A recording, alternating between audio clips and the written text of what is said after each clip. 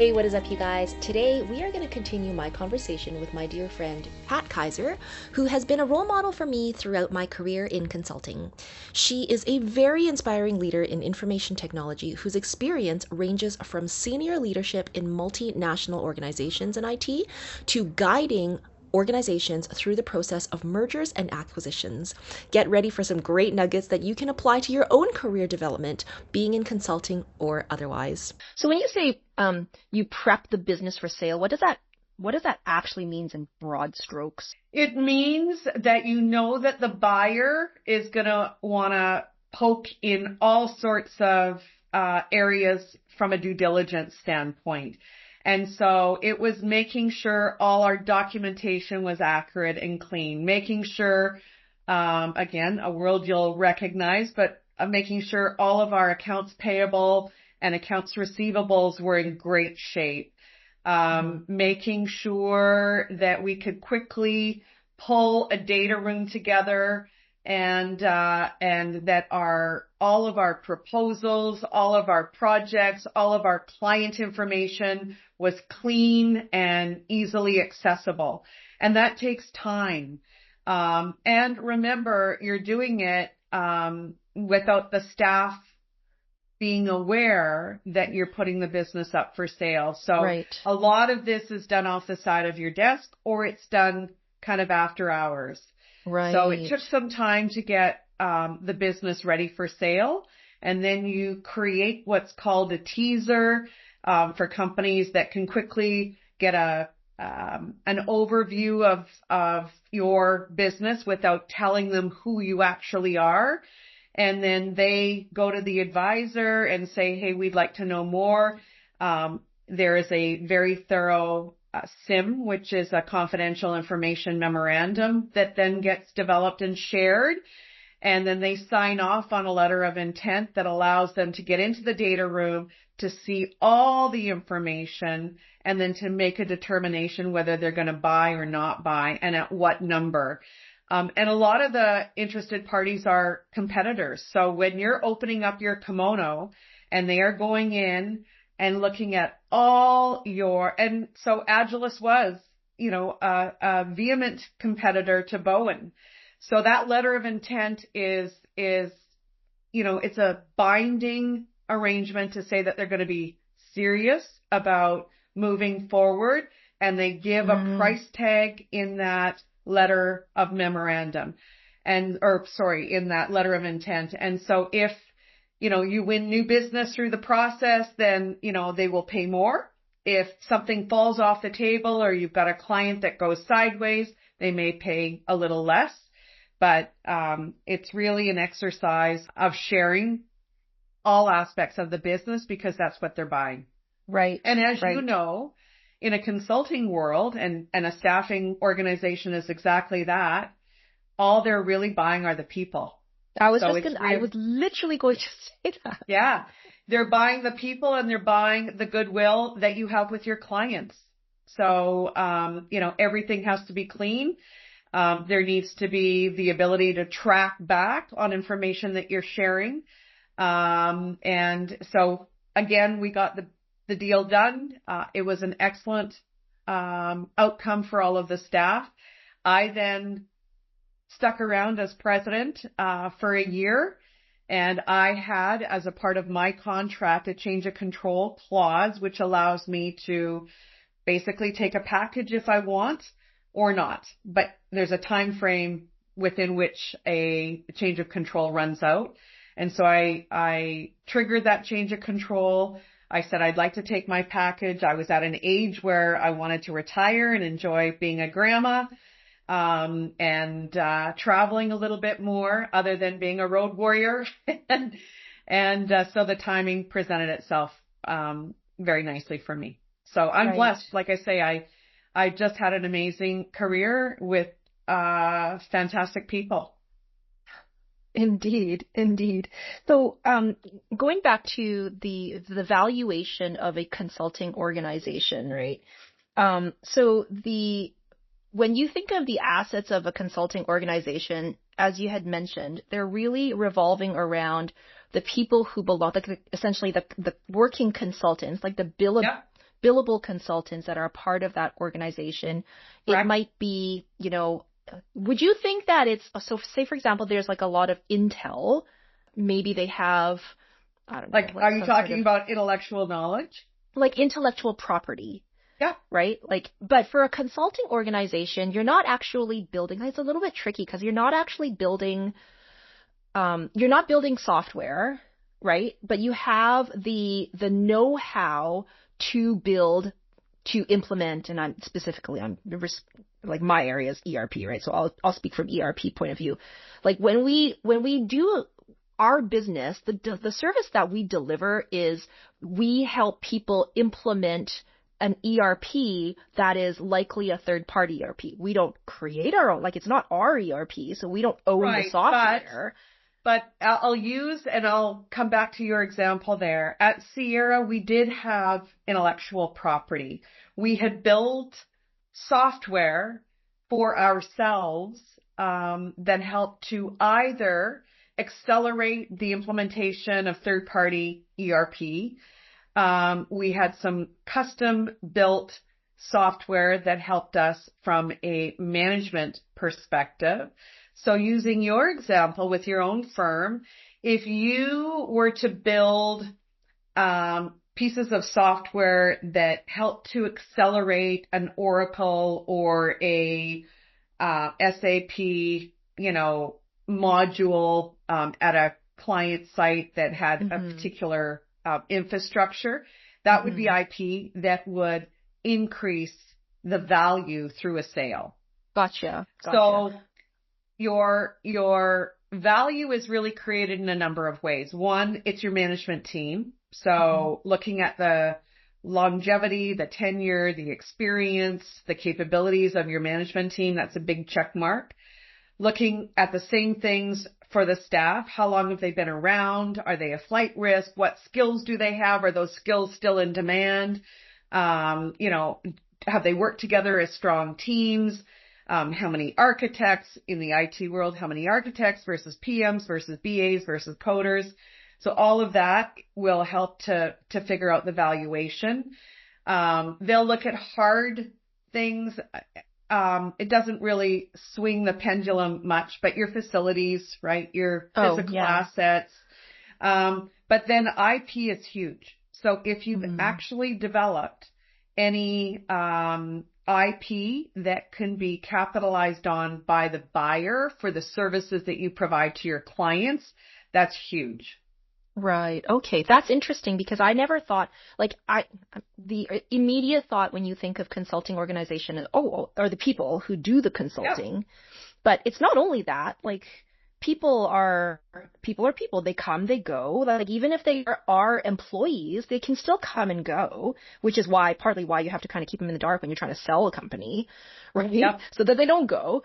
But part of that is, and I feel like it's probably a lesser part, I would think, and maybe you can validate that, but the IP itself, as to your point, all of that building of any sort of accelerators that would assist you in creating that competitive advantage as a consultant. It doesn't just have to be software, Kat. I mean, software is the easy example, but if you've really documented your best practices of how you implement X, how you then implement or build on or bolt on Y, if that's been really, really well documented, so a new hire coming into your consulting organization is shown this paint by number, how to implement book, that is IP. Okay, good to know. Good to know. Some of these questions are self-serving. Not that they were ever going to think about that in the near future, but. So where was I going with this? We talked about assets and the clients and the resume and the goodwill. And part of the deal is really their client list, right? I was just going to say, and I missed that. That's my bad. The client list is probably number one, to be honest. It's likely number one, followed by the skills and the people, followed by the IP. Right. Because usually a buyer is looking to acquire a firm to grow, right? To accelerate their growth. Yeah. And, to establish, and I'll use Agilus as the example. It was really they were already, a national player in Canada from a staffing perspective, but their, office professional component was small. They really focused on engineering and IT. So the acquisition of Bowen allowed them to materially grow their office professional world, to grow, obviously, their revenue base, to acquire a bunch of talented resources and individuals, and also to strengthen their presence in the West, because Bowen was really focused and head office out of Calgary, and Agilus more so in the East. So it was a real nice balance. So it's either the growth play from an acquirer standpoint, or it's to go in and find synergies. So where they can extract a bunch of cost out of the business because they can use the functions that they've got internally themselves, remove all the duplicate functions and associated costs, and then have a much more profitable combined entity. Right. So then on the flip side, now, aside from, the opposite of everything that adds value to in organizations, value and assets, what would detract, other than the opposite of client lists and the opposite of not having intellectual property and having people as a flight risk, what else would detract from that value if you were to, for a consulting organization? I think the wording of the contracts. I think, some contracts have a lot of restrictions in them. Particularly if there's a change of control, which happens obviously when you buy an organization. So detractors would be complicated, restrictive language in client engagement contracts. I think the reputation, if there's been some poor implementations and there's some noise around either the teams and or the organization, that would be a detractor. Capital and cash situations would be a detractor. So if there's a bunch of debt, obviously that factors into the valuation. Young team that hasn't been there for a long time, right? So if you don't have some level of maturity and longevity in the team, the consultants, then they could be seen as will they stick around after an acquisition, because you can't force them to, right? So I think those are kind of the simple detractors. Right. And things that you wouldn't necessarily think about. Like I wouldn't have ever considered, wording of restrictions in the contract, which, I mean, now when you say it, of course, it's a no-brainer, but it's not something super obvious that, you think about, so usually, and that's why you engage an advisor, because advisors have, I'm just simplifying this. I mean, they've done it time and time again. So there's a bit of a roadmap that they follow, and they've got checklists that they will go down. So if you're being represented on the buying side, they will go through, and that's exactly what due diligence is all about, right? To make sure that there's no red flags in any of the information that they're reviewing. And on the selling side, it's the same thing. It's how you ready the business to get the maximum value from what you hope is a strategic buyer. I see. There are so many other questions that we can go into this, but bubbling back up to the top, and I want to be respectful of your time.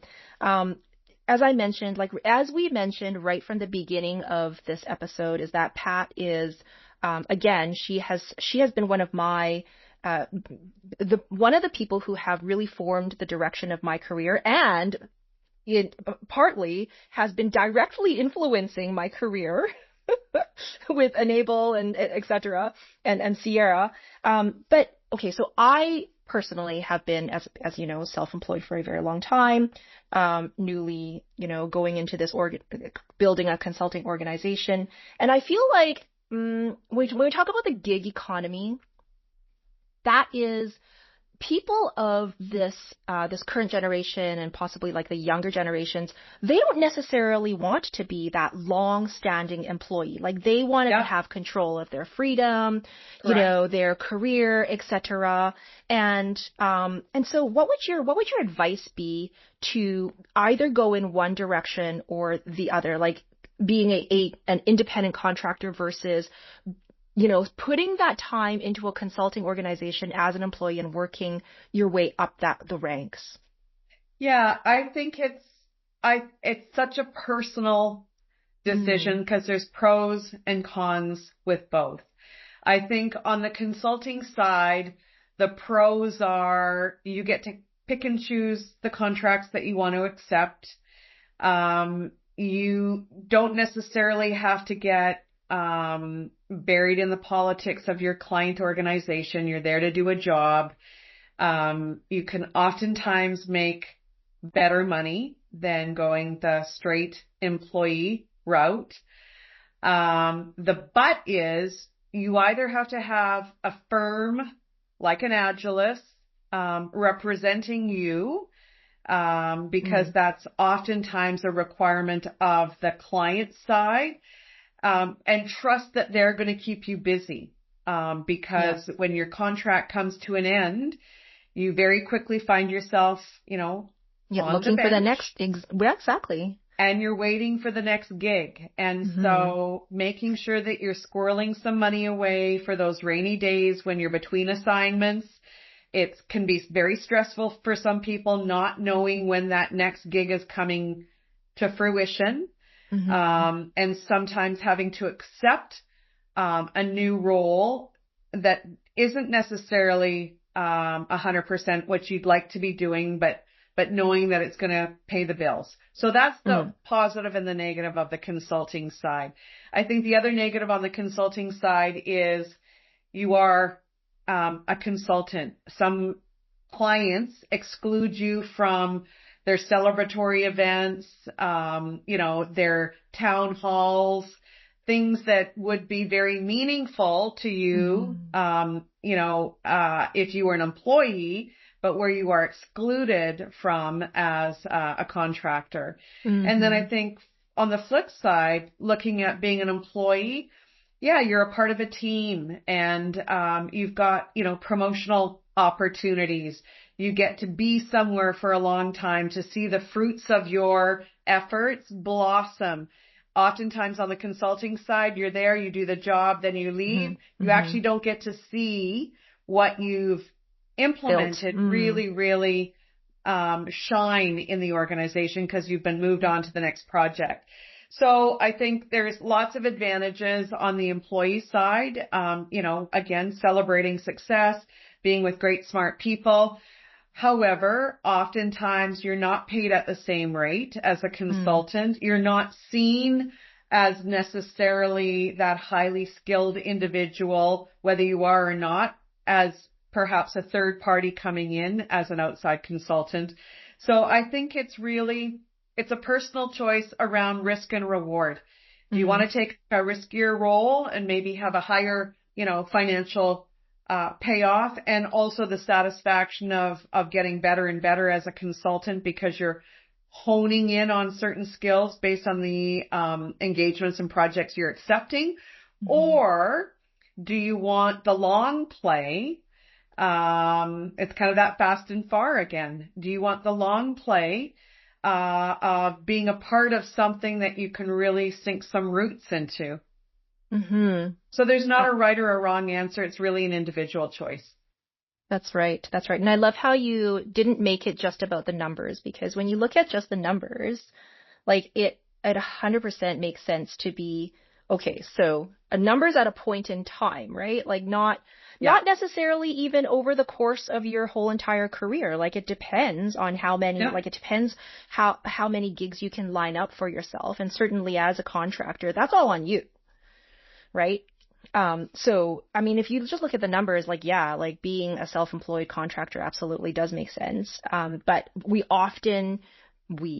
I often forget about the benefits and pros being a part of an employee family. And now that we have our own employee family, I'm actually kind of looking at that a little bit more. I was like, oh yes, now we get to build an organization, right? Whereas just as opposed to being just this one person. Yeah, and I think there's a level of discipline that's also really required for a consultant. Discipline on both sides for sure, but as a consultant, the expectation by a client is that you're going to hit the ground running. So, my guidance to new consultants would be, make sure that you know the environment that you're going into. Do as much homework before day one as you can possibly do. Read all about, go to their website, download their annual report. Try to the best of your ability to understand the business that they're in and the key goals and objectives that they've set for that business, so that as you're working on the project team, you have that larger big picture in mind, so that you have the ability to connect your actions, your day-to-day activities with what that company is trying to do. And the discipline also factors into, just regular cadence, making sure that you're developing those relationships with the person that you're reporting to, people who are going to be stakeholders of the project. Recording your time with details at the end of every day, and getting your timesheet in on time. Really important. Horrible. Every consulting company that I was ever a part of, we had to chase consultants. So don't be that person as an independent. And I think also taking control of your career and keeping that continuous learning fuel burning, because you're only as good as the skills that you've got, and you have to invest in yourself. So when you are with an employer, they do a lot of that with you, right? They build, your professional development plan with you. They pay for a lot of that training for you. But as a consultant, you've got to do that on your own. So if you're not keeping your skills sharp, if you're not doing your certifications, then shame on you. But it requires discipline. Mm-hmm. So I would say be very intentional. That was another thing, if I looked at how did I get to the ranks that I got to, some luck, no question, being at the right time, being at the right place at the right time. But, I talked about being authentic. I talked about, being a connector. I talked about, wanting to have the fun factor be a big part of what I, was participating in and collaborating. But the other thing for me was being intentional. I always had a plan in my hip pocket, always. For me, for the company, for my project teams, right? So thinking through all the various scenarios and trying to plan for an A side and a B side. Mm-hmm. People who don't play records wouldn't know what that means, but just having that intentional plan always at the ready. And I would say that's just as important as a employee as it is for you as a consultant. So thank you so much for, you just summarized our whole entire conversation so eloquently. That's awesome. Well, it was a pleasure, Kat. It's and I'm thrilled to see that you are building a consulting company. I think it's going to be fun to watch you guys grow, and you will be exceptional at it. And I'm always here. So if you need, to bounce an idea off me, don't hesitate to reach out. Yes, please.